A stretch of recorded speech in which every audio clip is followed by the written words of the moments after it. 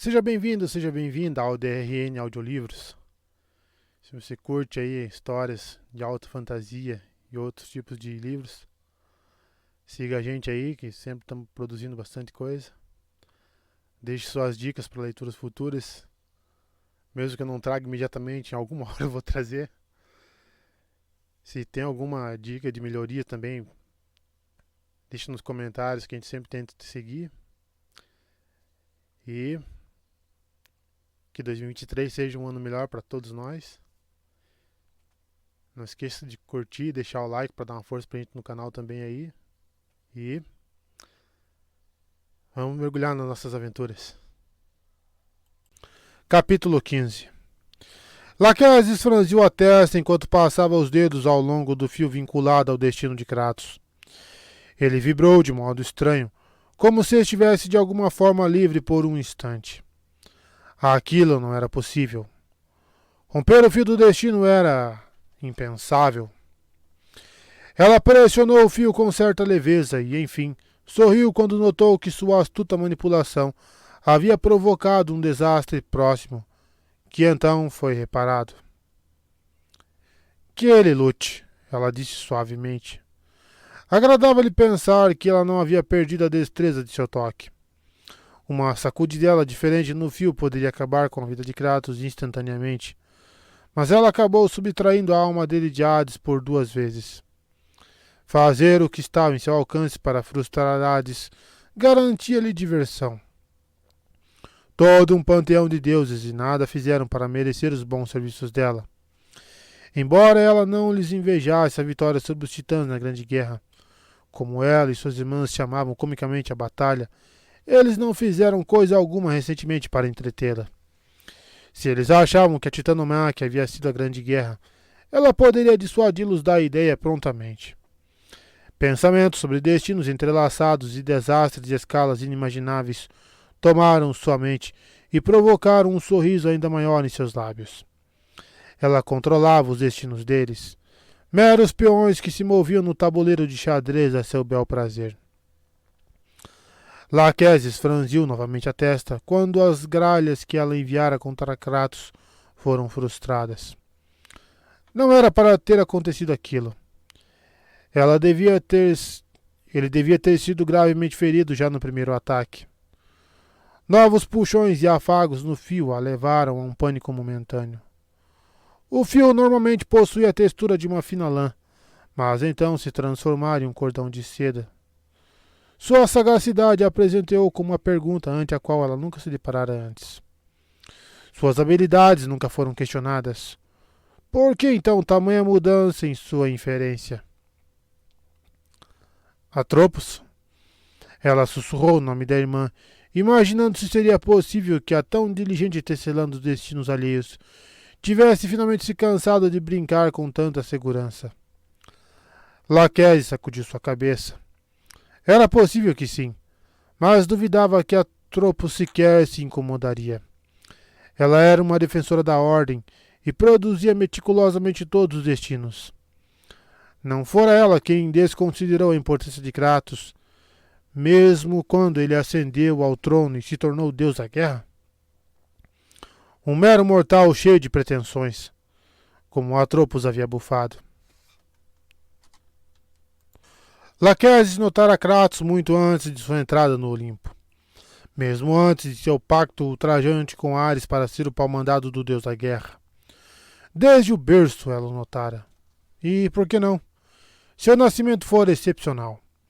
Guardar aquele pequeno segredo fez com que ela se sentisse superior às suas irmãs ao tempo em que conspirava e planejava. Era como se Kratos fosse seu projeto especial particular, embora isso não fosse possível, já que suas irmãs do destino colaboravam com a maior parte dos acontecimentos referentes aos deuses e aos mortais. Às vezes, elas discutiam para ver qual das 3 conseguiria obter o melhor resultado com a menor alteração.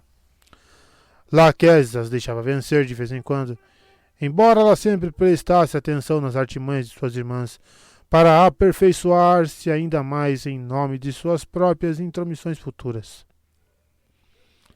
Mas seria mesmo você, Atropos, quem está tentando manipular meu Kratos? ao impor ordem quando eu busco diversão por meio de uma pitada de caos?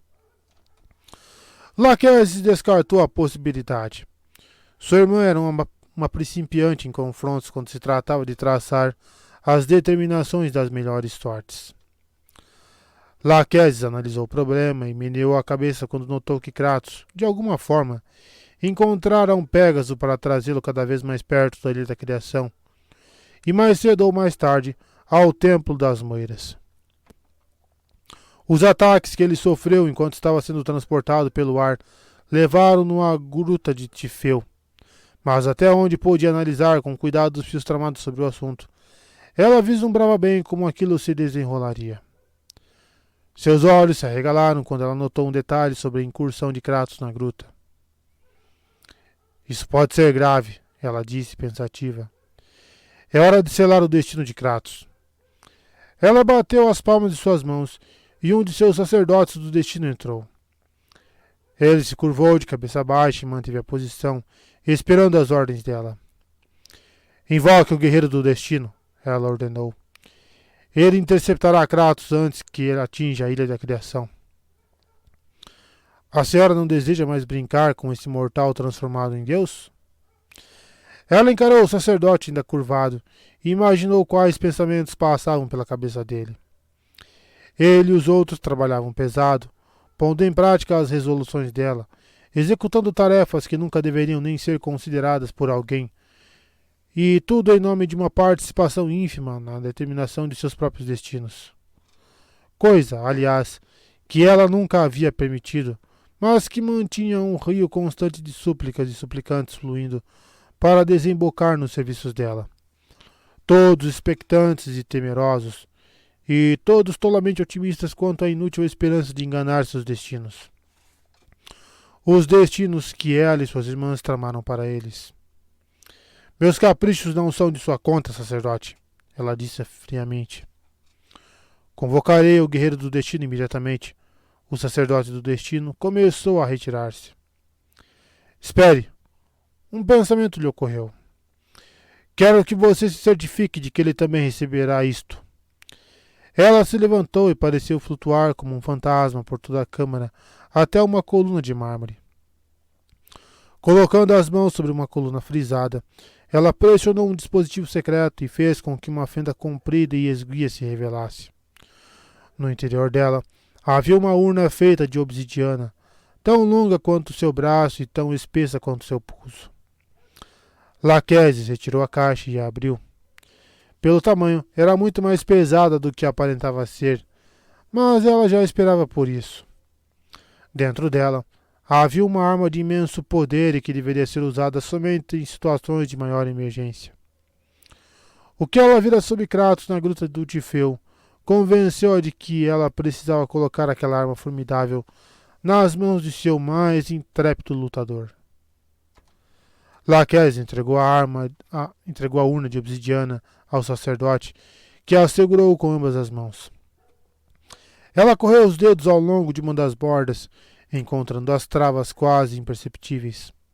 A tampa se abriu. Ela perdeu o fôlego quando viu o que havia dentro. Mesmo ela, uma das moiras, devia demonstrar medo e reverência perante tamanho poder. Ela retirou a arma da urna e a entregou ao sacerdote. Diga-lhe para usá-la da melhor maneira possível contra Kratos.